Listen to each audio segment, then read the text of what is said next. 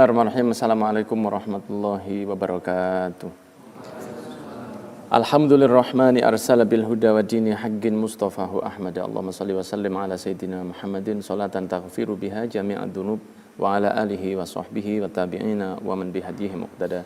Asyhadu an la ilaha illallah wa anna sayyidana Muhammadan abduhu wa rasuluhu la nabiyya ba'dah. Amma ba'd. Pemirsa TV One yang dirahmati oleh Allah, Assalamualaikum Nusantara dan hadirin yang dirahmati oleh Allah. Puji syukur atas semua nikmat Allah yang diberikan kepada kita, khususnya dijadikan salah satu umat Nabi Muhammad SAW, yang semoga kita hidup dengan iman ini dan meninggal dalam keadaan husnul khotimah, serta dijadikan kesempatan hidup yang diberikan oleh Allah di atas dunia ini adalah kesempatan terbaik yang diberikan dan dijadikan oleh Allah sebagai orang-orang yang selamat dari segala fitnah hidup yang luar biasa. Di antara yang pernah terjadi awal dari kehidupan manusia adalah ayah kita semua, Nabi Adam alaihissalam. Beliau adalah salah satu manusia yang dicipta oleh Allah yang beda dari yang lain. Karena ada penciptaan manusia tanpa ibu, tanpa ayah, seperti Nabi Adam alaihissalam. Ada yang dicipta dari seorang ayah tanpa ibu, seperti Ibu Hawa.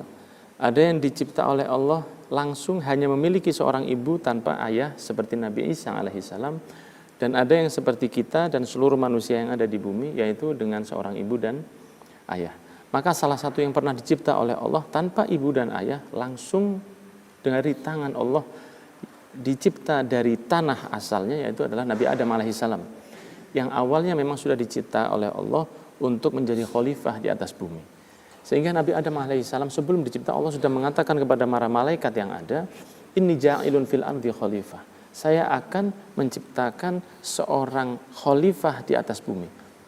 Allah sudah mengatakan hal ini kepada para malaikat, sehingga apapun yang terjadi, Nabi Adam akan turun ke atas bumi. Baik beliau melakukan kesalahan atau tidak, Allah sudah memastikan bahwa akan ada seorang khalifah atau pengemban syariat Allah di atas bumi. Maka ketika Nabi Adam dicipta, malaikat yang seluruhnya adalah memiliki sifat la ya'sunallahu ma amarahum wa yaf'aluna ma yu'marun, mereka melaksanakan seluruh perintah Allah dan menjauhi seluruh yang dilarang oleh Allah. Mereka diperintahkan untuk bersujud kepada Nabi Adam alaihissalam. Perintah Allah untuk bersujud kepada Nabi Adam ini bukanlah perintah sujud untuk menyembah, akan tetapi sujudnya mereka kepada Nabi Adam alaihissalam adalah bukti satu ketaatan yang dilakukan oleh para malaikat kepada perintah Allah subhanahu wa ta'ala. Maka sujudlah seluruh malaikat yang ada, illa iblis, kecuali iblis. Aba wastakbar, dia menolak dan merasa sombong, maka dia mengatakan, saya tidak akan sujud kepada sesuatu yang kau cipta lebih rendah dari saya. Saya tidak akan sujud kepada sesuatu yang kau cipta dari tanah, sedangkan saya yang kau cipta dari api. Dan iblis merasa bahwa dicipta dari api itu jauh lebih bermanfaat daripada dari tanah. Padahal kalau kita ketahui, tanah itu jauh lebih bermanfaat daripada api. Seandainya kita diberi oleh seseorang, diberi tanah atau diberi api, pasti kita akan lebih berbahagia kalau diberi sebidang tanah, karena tanah bisa kita gunakan untuk rumah dan lain sebagainya. Maka iblis pun mendapat teguran dari Allah dan dihukum untuk keluar dari surga. Hiduplah Nabi Adam di dalam surga dan menjadi seseorang yang manusia pertama yang ada di dalam surga. Banyak hal yang Nabi Adam saksikan saat itu. Di antaranya Nabi Adam bertanya kepada Allah, karena di dalam surga itu tercatat banyak tulisan la ilaha illallah Muhammad Rasulullah. Maka Nabi Adam pun bertanya kepada Allah, ya Allah, siapa Muhammad itu? Karena ketika saya ada mulai engkau cipta, saya selalu melihat ada tulisan Muhammad utusanmu. Siapa ini Muhammad? Karena saya tidak melihat satu istana pun ada di surga kecuali ada tulisan Muhammad di sana.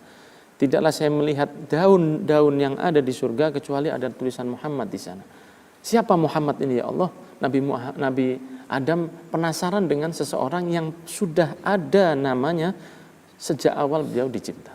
Maka Allah Subhanahu wa taala mengatakan, dia adalah salah satu keturunanmu yang terbaik, yang akan menjadi kekasih saya, yaitu yang bernama Muhammad bin Abdullah sallallahu alaihi wa alihi wasallam. Setelah dicipta Nabi Adam alaihissalam, Allah memberi teman hidup kepada Nabi Adam, yaitu yang dicipta dari tulang rusuknya, yaitu seorang wanita yang bernama Siti Hawa, ibu seluruh manusia yang ada di bumi saat ini. Maka mereka berdua hidup dengan tenang di dalam surga, hingga datang satu godaan dari iblis yang mengajak mereka untuk melakukan larangan Allah Subhanahu wa taala, murni karena iblis merasa hasud dan benci dengan Nabi Adam alaihissalam. Maka ketika datang iblis mendekati Nabi Adam alaihissalam dan Siti Hawa, mulailah Nabi Adam diberi satu bisikan-bisikan yang buruk, yang negatif tentang hal-hal yang dilarang oleh Allah. Iblis pun mengatakan, wahai Adam, ketahuilah bahwa buah yang dilarang itu, kalau kita biasanya tahunya ini namanya buah kuldi, padahal sebenarnya namanya bukan buah kuldi, hanya buah saja. Yang dikatakan oleh iblis, saya bersumpah atas nama Allah bahwa makan buah ini enggak apa-apa. Nabi Adam mengatakan, bagaimana kau berani bersumpah? Padahal ini sudah dilarang oleh Allah Subhanahu wa taala. Ketahuilah bahwa Allah melarangmu hanya untuk tidak membuatmu semakin kekal di atas surga. Jika engkau makan buah ini, sungguh engkau akan hidup kekal selamanya. Nabi Adam pun termenung dan memikirkan, dan beliau tetap merasa bahwa ini adalah sesuatu yang enggak benar. Sekali lagi iblis mengatakan kepada Nabi Adam, saya bersumpah dengan nama Allah, saya memberi nasihat kepadamu bahwa sebenarnya kalau kamu makan buah ini gak akan ada masalah. Kita perlu mengetahui bahwa Nabi Adam saat itu adalah orang pertama yang dicipta oleh Allah, sehingga beliau tidak pernah mendapatkan didustakan oleh seseorang. Nabi Adam merasa bahwa tidak akan pernah ada orang yang berani untuk mendustakan nama Allah Subhanahu wa taala. Maka Nabi Adam pun mengambil buah tersebut, Siti Hawa juga mengambil buah tersebut, dan mereka makan. Saat itu pula baju yang menempel di tubuh mereka langsung terjatuh, dan mereka pun malu sehingga menutup tubuh mereka dengan dedaunan surga yang ada.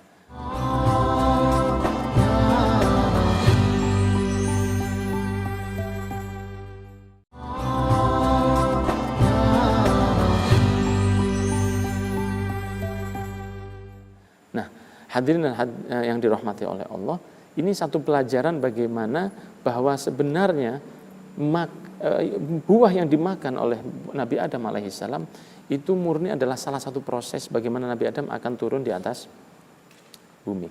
Jika Nabi Adam tidak makan buah yang terlarang tersebut, akan ada proses lain yang menjadikan dirinya turun ke atas bumi. Karena Allah sudah mengatakan sebelum dicipta, inni ja'ilun fil ardi khalifah. Saya akan menciptakan di atas bumi sebelum mencipta Nabi Adam. Sehingga Nabi Adam alaihissalam seandainya nggak makan buah yang terlarang tersebut, tetap akan ada proses yang lain yang sehingga membuat beliau turun ke atas bumi. Tapi Allah memilih proses ini supaya memberi pelajaran kepada anak Adam bahwa inilah yang akan terjadi kepada kehidupan kalian selama kalian masih berada di atas bumi, yaitu mendapat godaan dari iblis dan setan.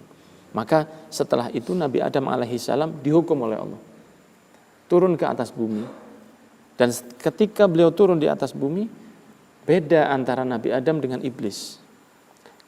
Seorang Nabi Adam alaihissalam turun ke atas bumi dengan penuh penyesalan, dan beliau pun berdoa, Rabbana dzalamna anfusana wa illam taghfir lana wa tarhamna lanakunanna minal khasirin. Ya Allah, dzalamna anfusana, ya Allah, kami telah dolim kepada diri kami sendiri. Dolamna anfusana, kami telah dolim kepada diri kami sendiri.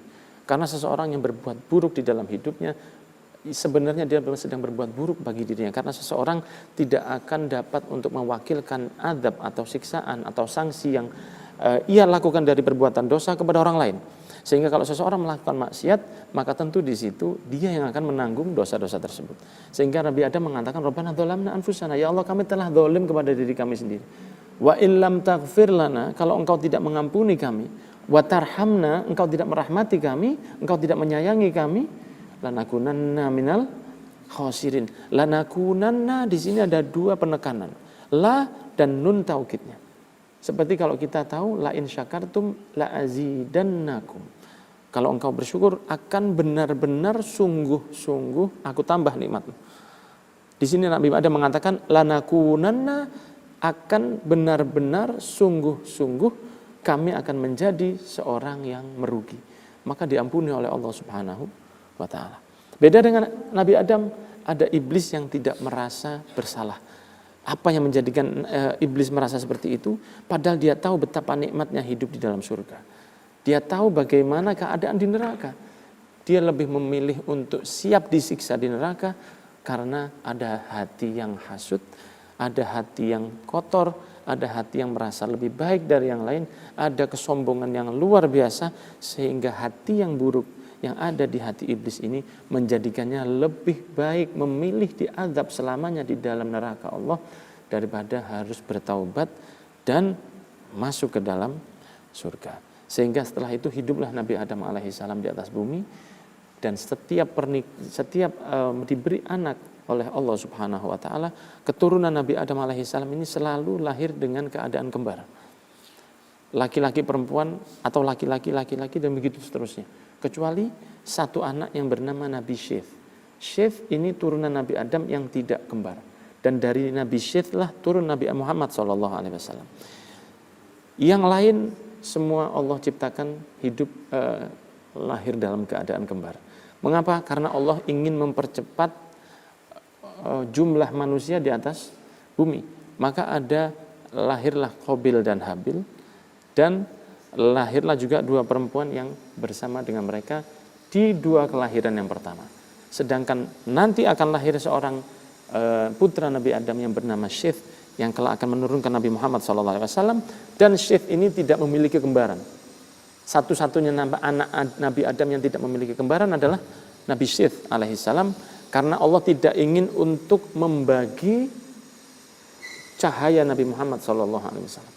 Kalau dari Nabi Adam turunnya calon anak tadi, turunnya kembar, maka akan terpecah keindahan Nabi Muhammad SAW. Akan tetapi Allah ingin menjaga keistimewaan Rasul, sehingga dari Nabi Adam turunnya ke Nabi Syeth itu tidak memiliki kembaran, hingga lahirlah Nabi kita Sallallahu Alaihi Wasallam. Hadirin yang dirahmati oleh Allah, setelah hidup dengan indah di atas bumi, Qabil dan Habil yang keduanya ini memiliki sifat yang berbeda. Qabil adalah seorang anak yang wajahnya tidak setampan Habil. Qabil memiliki wajah yang lebih tampan dari Habil, memiliki tubuh yang lebih indah dari Habil, akan tetapi memiliki hati yang kurang baik. Karena dia memiliki sedikit sifat iblis, yaitu merasa lebih baik dari yang lain, dan dia juga memiliki sifat hasud. Maka kita terus meminta kepada Allah agar kita diberi hati yang baik. Karena Allah tidak melihat kepada fisik kita, Allah tidak melihat kepada tubuh kita, Allah melihat kepada hati manusia, dan itulah yang akan menjadikan titik tolak ukur dari bagaimana Allah akan memberi pahala kepada kita. Qabil dan Habil ketika mereka sudah beranjak dewasa, Qabil ingin untuk menikahi adiknya yang bernama Iklimah. Syariat yang ada pada umat Islam itu bisa berbeda dengan perbedaan dengan datangnya rasul-rasul yang berbeda. Seperti syariat di Nabi Adam, putra-putranya boleh menikahi saudaranya sendiri. Karena saat itu di dunia nggak ada lagi kecuali mereka. Tapi setelah turun putra-putra dari Nabi Adam, maka syariat itu sudah dihapus oleh Allah. Mereka dilarang untuk menikahi saudaranya sendiri, boleh menikah dengan sepupunya. Sampai sekarang pun menikah dengan sepupu sendiri itu tidak apa-apa. Maka kita boleh menikah dengan putra, paman, atau bibi kita. Diperbolehkan dalam agama, akan tetapi menikah dengan sekandung kita itu diharamkan oleh Allah, yang kita kenal dengan kata-kata incest. Itu adalah pernikahan dengan saudara. Itu pernah diperbolehkan oleh Allah Subhanahu wa taala. Kapan? Hanya ketika awal dari penciptaan manusia yang turun dari anak-anak Nabi Adam alaihissalam. Karena saat itu tidak ada lagi laki-laki atau perempuan yang lain, hanya keturunan Nabi Adam. Iklimah itu dulu satu rahim dengan Qabil, sedangkan Habil satu kandung dengan adiknya perempuan. Iklimah memiliki kecantikan lebih dari adik Habil, sedangkan Qabil memiliki ketampanan yang lebih dari Habil. Maka ketika Nabi Adam alaihissalam memerintahkan pernikahan itu secara silang, Nabi Adam mengatakan kepada Qabil, Qabil, kamu nikahlah dengan adik Habil, karena kamu tidak serahim dengan dia walaupun masih kandung. Sedangkan Habil menikahlah dengan Iklimah, walaupun masih saudara, tapi kamu dulu tidak serahim.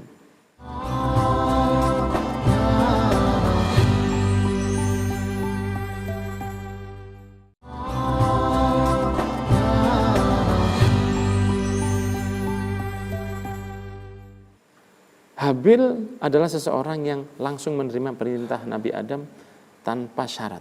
Sedangkan Qabil, dia menolak hal tersebut, merasa bahwa saya lebih tampan dari Habil, saya merasa saya lebih pantas mendapatkan Iklimah, yang saat itu Iklimah adalah seorang yang paling cantik di dunia. Miss Universe-nya saat itu adalah Iklimah. Nah, Qabil yang merasa tidak terima dengan pilihan Nabi Adam ini, menjadikan Nabi Adam memberi pilihan. Maka Nabi Adam mengatakan kepada putra-putranya, baiklah, untuk kita mengetahui siapa yang lebih pantas mendapatkan Iklimah, mari kita adakan sayembara. Sayembara untuk memberikan sedekah terbaik yang kelak akan diterima oleh Allah Subhanahu wa ta'ala. Siapapun yang sedekahnya diterima oleh Allah, maka dialah yang berhak untuk menikahi Iklimah. Jadi hadirin yang dirahmati oleh Allah, berebut wanita itu sudah ada sejak zaman Habil dan Qabil. Permasalahan yang ditimbulkan oleh kecantikan wanita itu sudah ada sejak jumlah manusia hanya 6 di atas bumi ini. Jadi makanya Rasulullah SAW mengatakan, tidaklah saya tinggalkan fitnah yang lebih besar kepada umat saya setelah saya meninggal lebih dari besarnya godaan wanita ke laki-laki. Karena disebutkan di dalam Al-Quran, tipu daya setan itu adalah lemah, sedangkan Allah menyebut tipu daya wanita dengan kata-kata inna kaidakunna azim. Tipu daya wanita itu azim, adalah sesuatu yang sangat besar. Maka semoga Allah menjaga kita dari tipu daya wanita, dan semoga kita diberikan calon istri atau istri yang solihah, yang membawa kita semakin dekat kepada Allah Subhanahu wa ta'ala. Kembali ke masalah Habil dan Qabil tadi, ketika sudah diberi sayembara oleh Nabi Adam alaihissalam, maka Qabil dengan berat hati dia mengatakan, baiklah kalau memang begitu, tapi saya apapun yang terjadi, saya akan tetap harus menikahi Iklimah karena saya yang lebih pantas untuk menikahinya. Qabil memiliki pertanian yang sangat luar biasa. Dia memiliki perkebunan yang sangat indah dan dengan isi yang sangat panen yang sangat baik. Sedangkan Habil di lain sisi, dia adalah seorang yang memiliki peternakan. Dia memiliki kambing-kambing yang digembala dengan penuh perhatian dan lain sebagainya. Ketika timbul satu permintaan untuk memberikan sayembara, Qabil memilihkan hasil panen yang terburuk. Dia tidak mengambilkan wortel yang baik, dia tidak mengambilkan tomat yang baik, dia tidak mengambilkan kol yang baik, dia tidak mengambil sayur-sayur yang baik, tapi dia mengambil sayur-sayur yang rusak. Itu yang dikatakan, dia sambil mengatakan, apapun yang terjadi dari hadiah sedekah ini, diterima atau tidak oleh Allah, saya akan tetap menikahi Iklimah. Ketika diserahkan kepada Nabi Adam, Habil juga memberikan hasil peternakannya. Dia mengambilkan kambing terbaik yang dimiliki di peternakannya. Dia memilihkan kambing yang tersehat, kambing yang tergemuk, kambing yang paling baik, karena dia merasa bahwa saya akan bersedekah untuk lillahi ta'ala. Sedangkan Allah Subhanahu wa ta'ala, sebagaimana Nabi Muhammad SAW bersabda, innallaha thayyibun la yaqbalu illa thayyiba. Allah itu indah dan tidak akan menerima sesuatu kecuali hanya yang indah.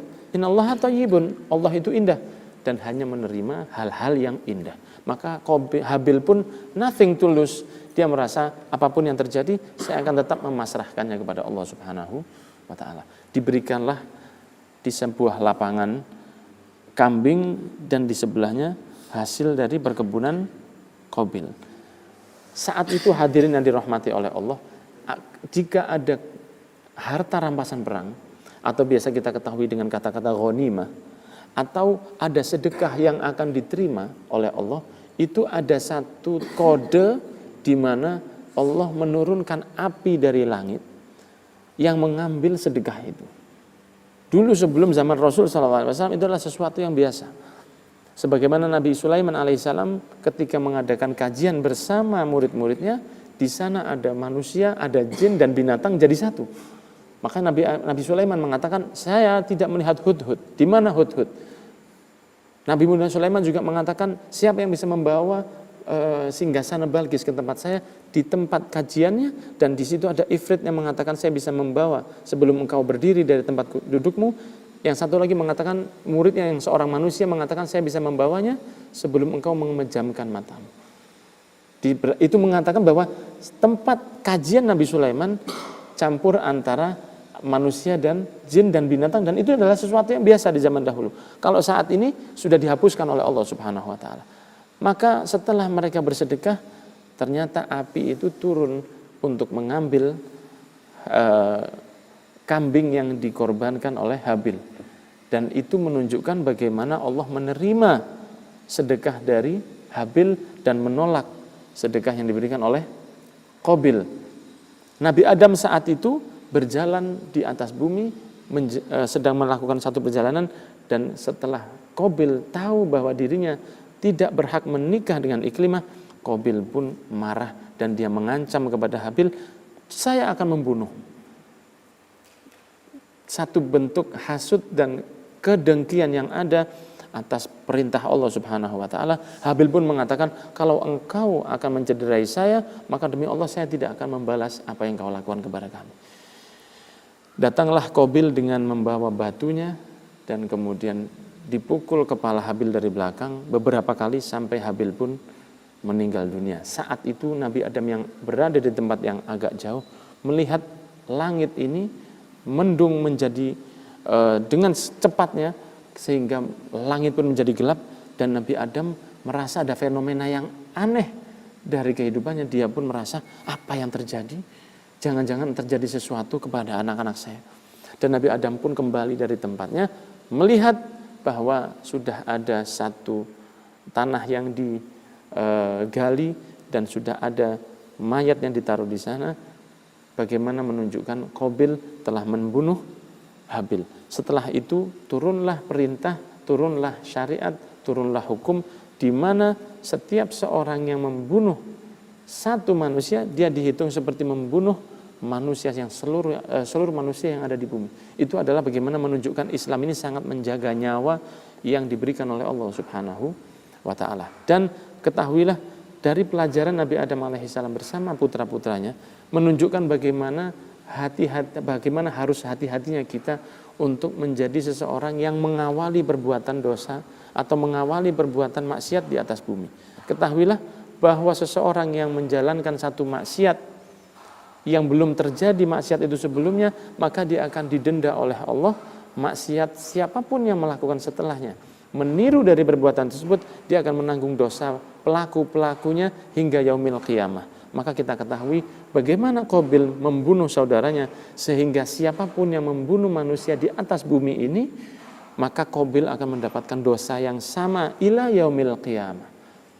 Maka hadirin dan pemirsa yang dirahmati oleh Allah, saya mengajak diri saya sendiri dan semua yang hadir di sini juga pemirsa di rumah, ciptakan satu perbuatan baik, carilah perbuatan baik, entah itu dari bersedekah, entah itu dari memberi nafkah kepada orang-orang yang miskin, atau memberi sesuatu yang baik, sumbangsih untuk agama ini, yang dengan itu kita berharap akan ada orang-orang yang melanjutkan apa yang pernah kita mulai.